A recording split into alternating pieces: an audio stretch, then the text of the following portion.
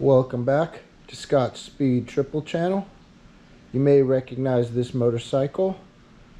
It was in one of my previous videos. A friend of mine, Lisa, owns this. It's a 2012 Yamaha FZ6R, 600 cc's.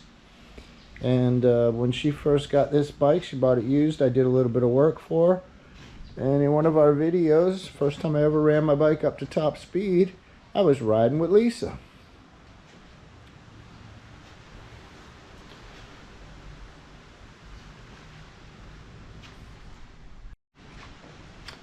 So Lisa has asked me to look over her bike, do a little maintenance on there. I've already talked to her. She needed a rear tire. The front tire's got a little bit of dry rot. So I'm going to replace both of the tires. We got the Pirelli Angel STs right here. One for the rear, one for the front. And she had this bike, or it's been dropped before she owned it, and the handlebars are bent. So we're going to replace the handlebars, we're going to replace the spark plugs, the air filter, and change the oil. And then I'm going to go over, look at her chain, see how her chain and sprockets are doing, look at the brakes. This kickstand is very stiff, doesn't want to spring into place, so I'm going to clean that up, lube it, put a little grease on there, see if I can get that working properly. The only thing we're not going to address yet is the levers, which are bent. On both sides, these levers are bent out pretty good. I did notice the clutch lever is actually hitting the switch box, the control box here. So I'm going to try to adjust this a little bit so that it doesn't do that. Probably have to slide this out a little bit when I replace the handlebars. But yep, so we are going to go over this bike top to bottom and give it a good once over, replace a lot of parts, and go from there. So today will be the start, and I think what I'm going to do first is get down to the plugs and the air filter, and then I'll go ahead and change the oil, and then tires and handlebars probably come tomorrow. So I used a key to remove the tail section, and first thing I found is that the seat is missing one bolt. So maybe I will try to replace that bolt if I can find one.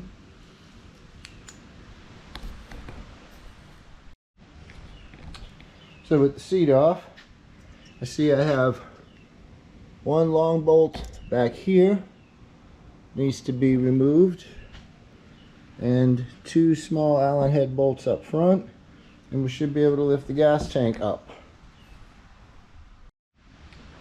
So as you may have seen in some of my other videos, a 2x4 is a great thing to keep that gas tank lifted up. I was careful not to pinch anything when I lifted it and stuck this in, but now you'll see that gives me a lot of room under here to disconnect electrical connectors, fuel lines, drain hoses and air hoses. Gives me a lot of room to see what I'm doing and get my hands in there. So gas tank was simple. Let's go ahead and pull all these lines and take the gas tank off.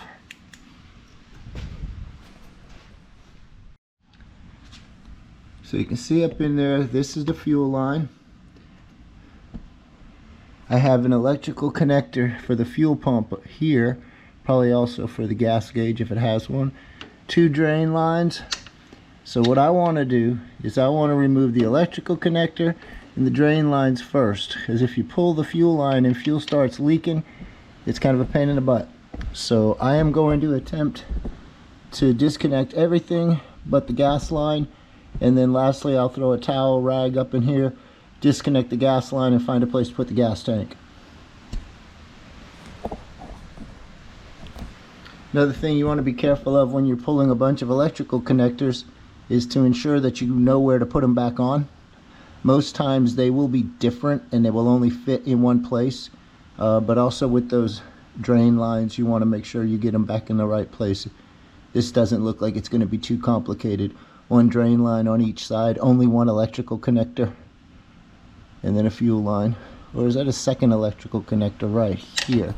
I'm not sure. I have to look at that from the other side.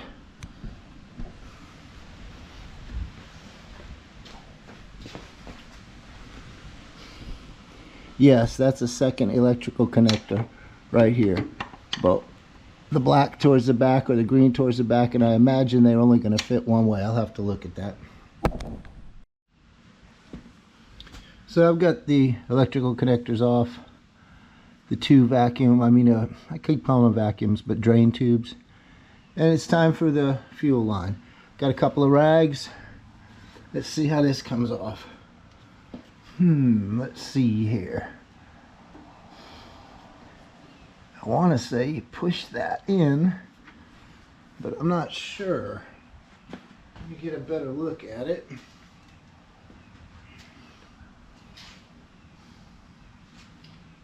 I know I had a flashlight 10 minutes ago.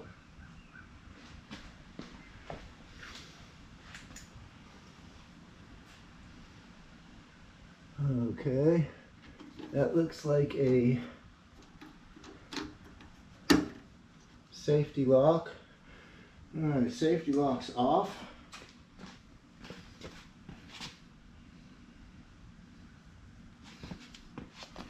And now you squeeze and pull.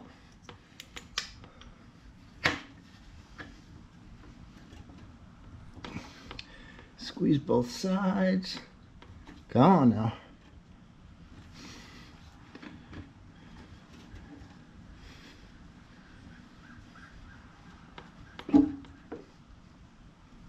Nope, not wanting to come off yet.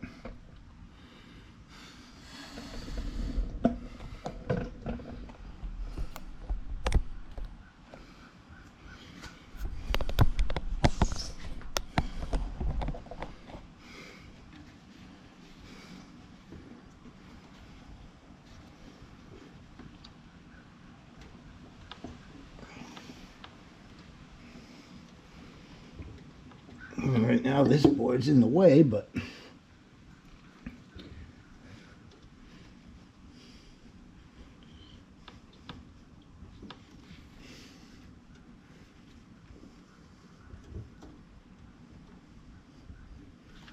I've seen these things broken before, so I want to be very careful not to break this.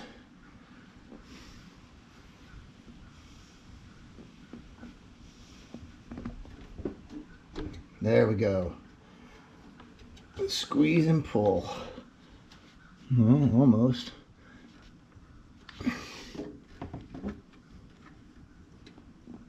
It's over the click part. There we go. A little bit of fuel, not much. Just took a little bit on the hand. So, I believe the gas tank should be able to come off of there now.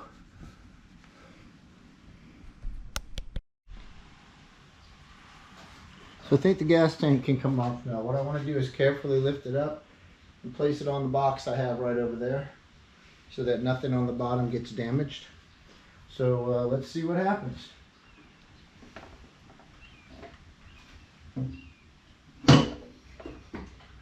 Oh yeah, nice. And a cardboard box usually works really good for this. Nothing scraping on the concrete. None of the fittings are bumping anything. So what do we got? We got an air box. That will have to come off to get to the spark plugs. So I'll work on that in a few minutes. So I have a tube here that has to be removed, several screws, and I'll take the lid of the air box off.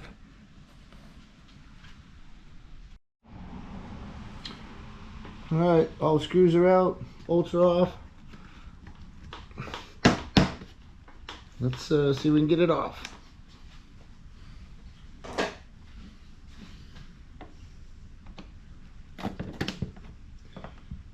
The screwdriver to break it loose. There we go. See how that air filter looks. I don't think the air filter she has is the right one. At least the box looks funny. Alright, that looks pretty clean. Just set that over here.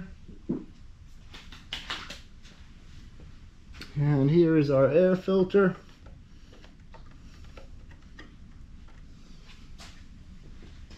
Let's see about getting that up.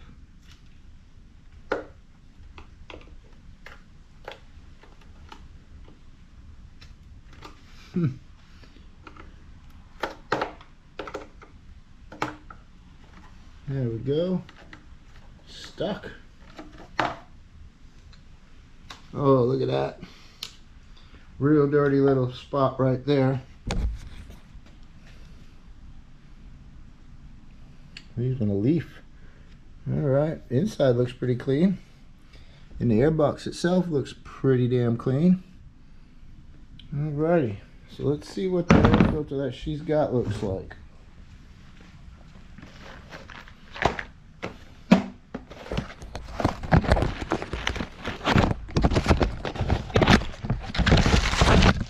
Oh yeah, that's the right one.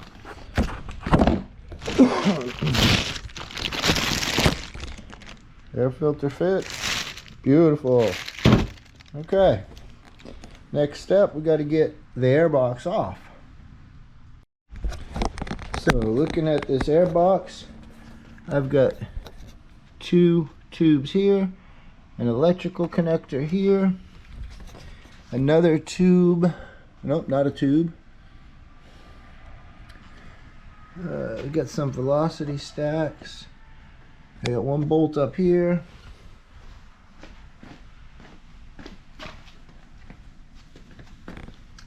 So I'm thinking maybe I have to take these bolts loose at the bottom.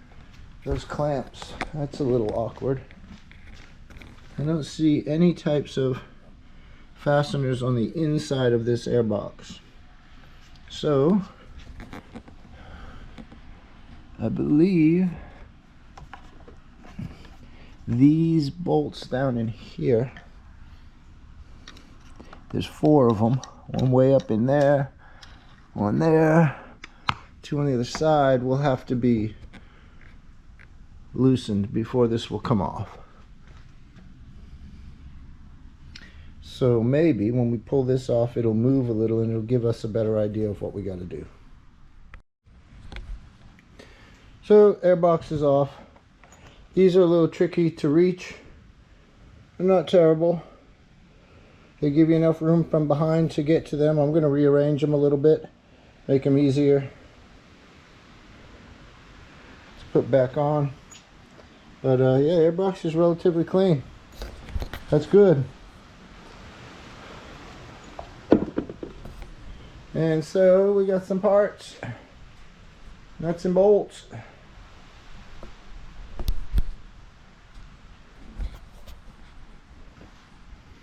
Yeah, where's the spark plugs? Down in here somewhere. So we've got these 2 tubes here, right here, and here that need to be, I think they're going to have to be removed before I can take this rubbery plastic cover off and get to the spark plugs. So I'm going to spritz this down with some brake clean real quick, get the dirt and dust out of there before I continue, and we'll go on from that point. Almost to the spark plugs. This is a lot easier than I thought. So after pulling off those 2 tubes, snipping a few tie straps, moving these 2 gas tank bumper guards out of the way, I was able to get the rubber piece out, the protective rubber covering. And now I can see the spark plugs. Well, I can see the coils. So we'll go ahead and get the spark plugs changed on this bike. So what we have are coils, and now I can get into the spark plug hole way down there. It's just a matter of Pulling out the spark plugs one at a time, put them back together. So I was able to find the right length and the right socket to loosen it. However, it's a bitch to get it out. My socket doesn't retain it like it's supposed to. So I have a tool here that you may not have seen before. It's called a spark plug snake. And basically if you turn this knob at this end, the other end is supposed to turn. It doesn't anymore because it's broken. But if you look at that, that's supposed to go down. It's a rubber cap. Goes down, grabs the spark plug, and you can pull it out. I need to get a new one of these. This thing is so functional. Very, very nice. And you can twist it and flex it whatever way you need it to work. So let's see if I can go ahead and put it in there and try to push it down on the spark plug end. And voila, there's the spark plug. Handy as hell. So I'm going to go ahead and get all 4 of these spark plugs replaced, and then we'll be back.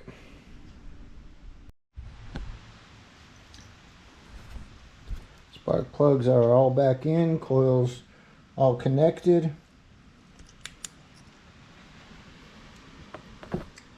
Wasn't too difficult. Comparison of the old spark plug to a new one.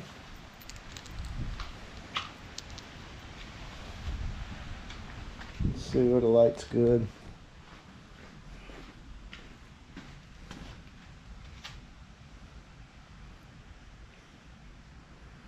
So what you want to do is look down inside at the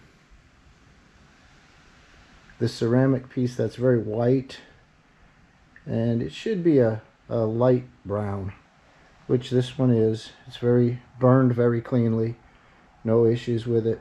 You can see the coloration is just a light brown, not black. Black would usually mean oil.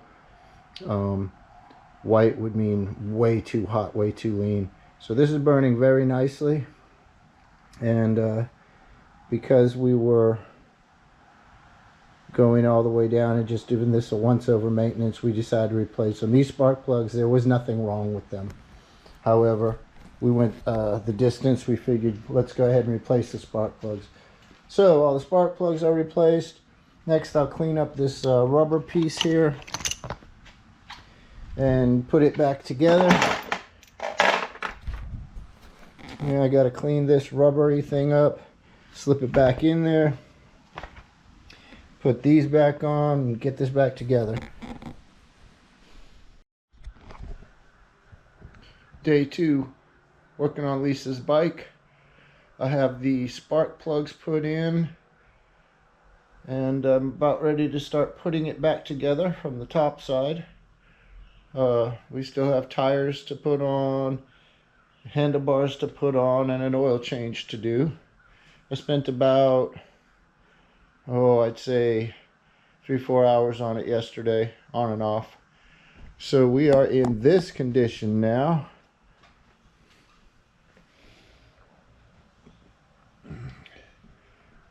All around the garage I got tools and parts and lights and more parts. Airbox seat, rear seat, gas tank. So today is a big day. I'm hoping to get most of it done here. So let's get started. So got the rubber piece put back in, got the 2 hoses reconnected. Next we are going to work on the air box. Gonna clean it up pretty good. Put the bottom piece of the air box in. I think I'm going to try to realign these a little bit, although they seem to be pretty well stuck where they're at. I was thinking of realigning these clamps, but I was able to get to them all pretty easy, so I think maybe I'll just leave them. But anyway, time to put this back together. I'll clean it up. See you when we get there. So I found down inside the velocity stacks here. I don't know if you're going to be able to see this. Yeah, I think you'll be able to see it on the camera. but there's a lot of little rough buildup, and I've realized if I rub it pretty hard with my finger, it starts to come up. So that will actually roughen the airflow and not make it flow into the engine as good. Granted, it's only a minor thing, but I'm going to get a toothbrush in there, scrub these things down to see if I can get them cleaned up. You can see it looks like lots of little pimples, pock marks. I think that's only dirt. I'm going to try to clean them up a little bit.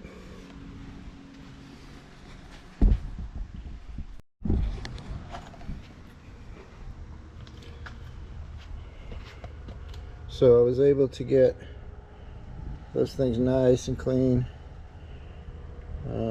What you see are like the remnants from the brake cleaner, which won't hurt anything. But I got all the little rubberized or dirt dots off of there, whatever you want to say those things were. Anyway, that should be good. I'm ready to go ahead and put the airbox back together. I've cleaned all around the intakes here. And I've also cleaned all around where the rubber portion will seat on the intake. I've cleaned the inside of the airbox, so we are good to go. So pressing the airbox on was easy. It is absolutely snug, fit down real tight over all of the intakes. Now I want to tighten up those 4 clamps. And they have a spacer in there so you can't over tighten them, so they simply get snugged up till they're pressed against the spacer, and boom, done. So let me go ahead and tighten those up. I'll put the bolt back in up front and we'll move on. Okay, airbox tightened up, bottom half anyway. These things are cleaned up pretty good. I didn't get the lips up here, but I'll wipe those down here in a second. All the hoses and the clamp are back on. No tubes out that need to be connected. This tube, the other tube, this tube are all for the top side. These are for the gas tank. This was the top part of the airbox. I'm going to go ahead and put the air cleaner, new air cleaner in. So what we have here is the old air cleaner versus the new air cleaner. Don't know how many miles this has on it, but you can see it's really gotten the very center. It's gotten really caked up with a bunch of stuff. Now this is the outside, so this is the clean side, and it looks pretty clean on this side. So the air filter is definitely doing its job, keeping all that crap from getting in the engine. And we will be replacing it with a nice fresh brand new air filter.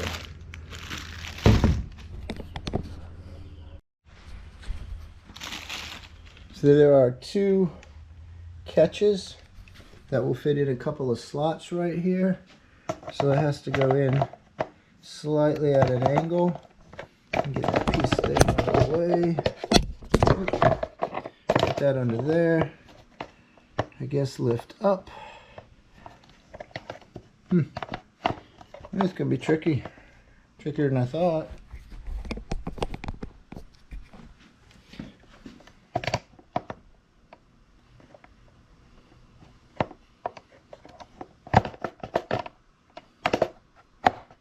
Well, there we go.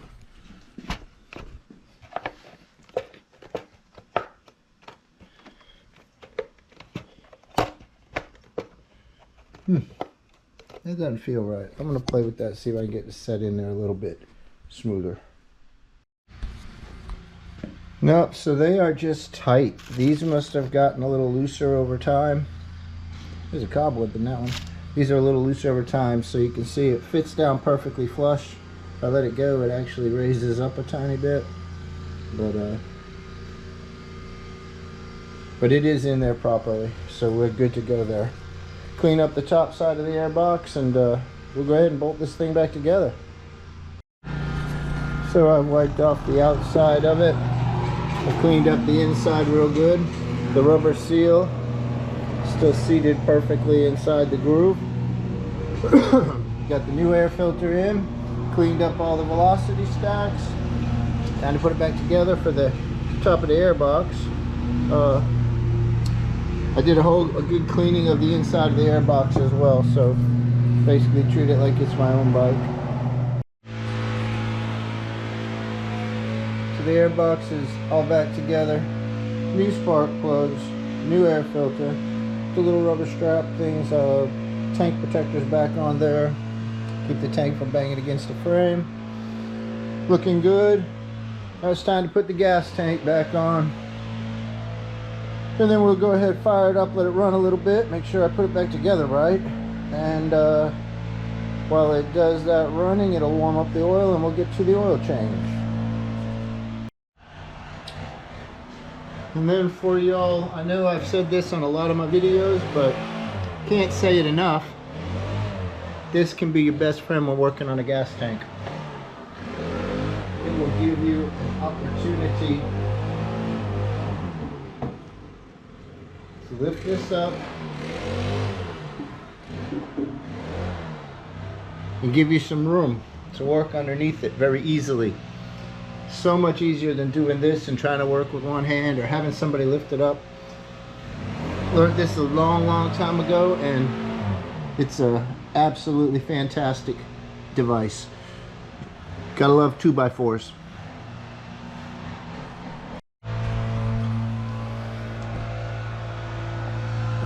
So everything under there is connected again. Got the fuel line with that retainer clip. Both of the wire connectors, the electrical connectors are on in the right place, the two tubes. I guess I can put the gas tank back down, bolt it on, and see about starting the bike up.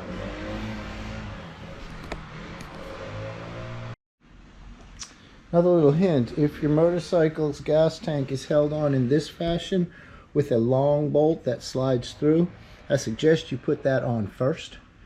You can always leave it a little loose and wiggle to get these lined up. If you line these up and snug them up in the front and this doesn't line up, you're going to have a lot of problems. Okay, back together. I'm going to go ahead and fire it up and see what happens. If I did everything right, it should start.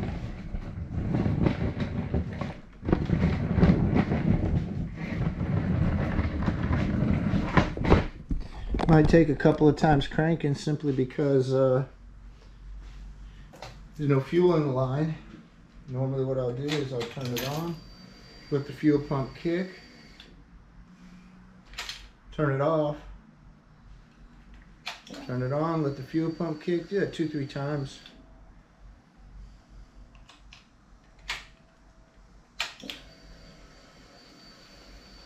All right, let's hope for the best.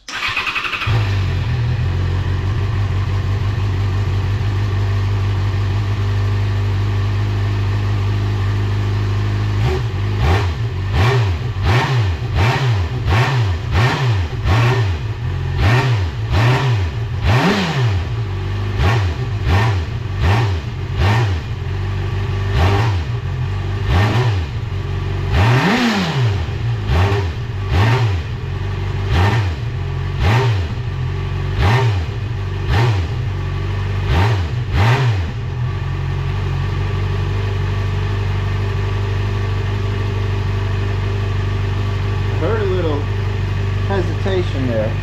Hopefully that's because it's cold and it's trying to warm up and get synced up. I hope that's not because there's one of those rubber boots on the airbox that's not right.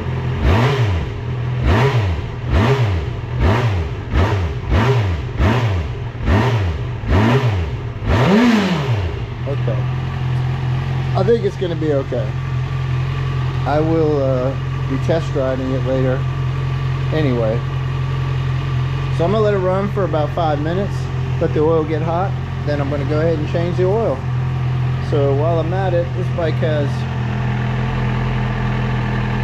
12,967 miles. Yes, that's more than 1,000, more than 10,000. 12,967 miles.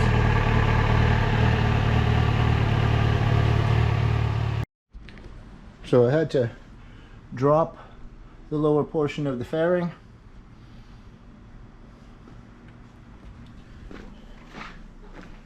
In order to get to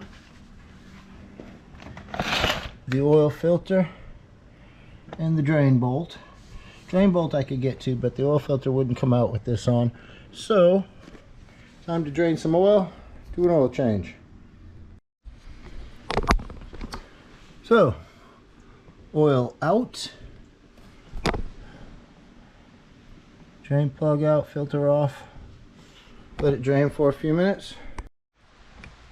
So I'm in the process of adding oil, and try as I might, I could not find a sight glass, a window. I looked on that side, I looked on this side, couldn't find one, and then I just realized that this Yamaha has a dipstick. It's on. We've got the oil change done. Took 3 quarts of oil. Fairing is back on. Everything is tidy, nothing dripping. So we are good to go, except for tires and handlebars. And have the handlebars right here. Got the 2 tires right here. And I'm going to start that right after I eat some lunch.